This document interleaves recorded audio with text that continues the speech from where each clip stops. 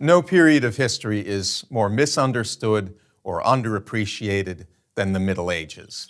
The 10 centuries from the fall of the Roman Empire in the 5th century to the start of the Renaissance in the 15th. This is especially true between the year 1000, when global warming brought grapes to England and grain to the coasts of Greenland, doubling the population and reviving town life all across Europe, and 1348, after the warming had ended and the Black Death arrived from the east. Let's take a closer look at these years. We'll make a good start by dispelling some nonsense. The people of the Middle Ages did not believe the earth was flat. They knew it was round. The ancients said it was round. The fathers of the church said it was round. They saw its shadow during an eclipse of the moon, and the shadow was round. They saw masts of ships sinking below the horizon. Round. More nonsense. The Middle Ages were cheerless. Quite the reverse. They were full of color, of celebrations involving everybody in town. They invented the carnival. They revived popular drama, which had lain dormant for 1,000 years. Whatever they did, whether it was sinning or fighting or repenting or falling in love or traveling thousands of miles to Rome or to the Church of the Holy Sepulchre, they did it with energy and gusto. What do we owe to the Middle Ages? How about the university? Medieval man invented it. For the first time in the history of the world, you could go to Paris or Bologna or Padua or Oxford or Prague or Cologne and study under masters of law, medicine, philosophy, and theology, and your degree, designating you as a master or a doctor, would hold good anywhere in Europe. It was an international community of scholars.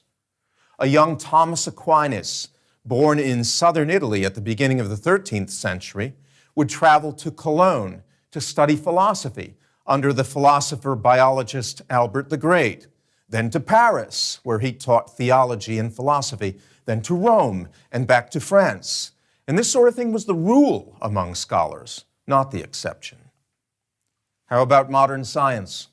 Thomas's teacher, Albert, was a biologist. Why should that surprise us? Medieval man believed that God made the world as an ordered whole. They learned it both from Scripture and from pagan thinkers such as Aristotle. Science did not burst on the scene with Galileo. Copernicus died in the 16th century, but he was a priest astronomer at a Polish university founded in the Middle Ages. He wasn't even the first man to suggest that the earth orbited the sun. Others had ventured the suggestion.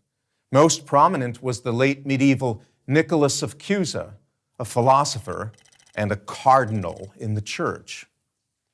How about architecture?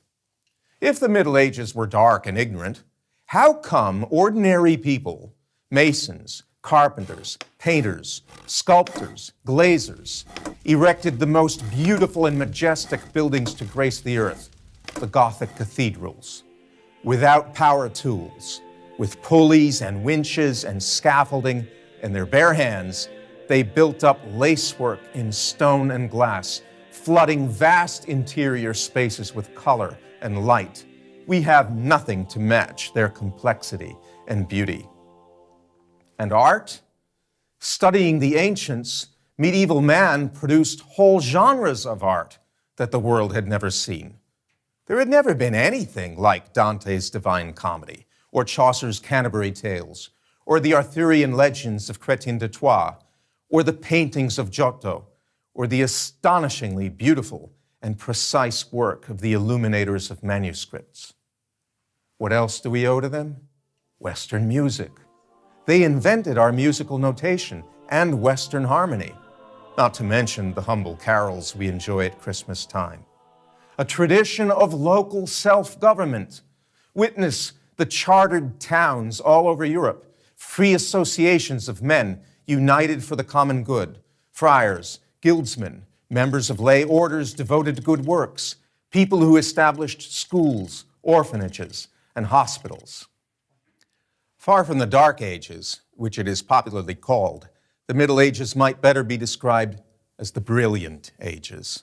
a startling epoch of progress from science to art, from philosophy to medicine. Indeed, in one crucial way, we are less civilized than those who enhanced human existence over 1,000 years ago. We dismiss the achievements of our ancestors and fall short of them. They honored their ancestors and surpassed them. I'm Anthony Esselin of Providence College for Prager University. Join Prager University. Click here to subscribe to our YouTube channel. Click here to sign up for free at prageru.com for quizzes, contests, and prizes.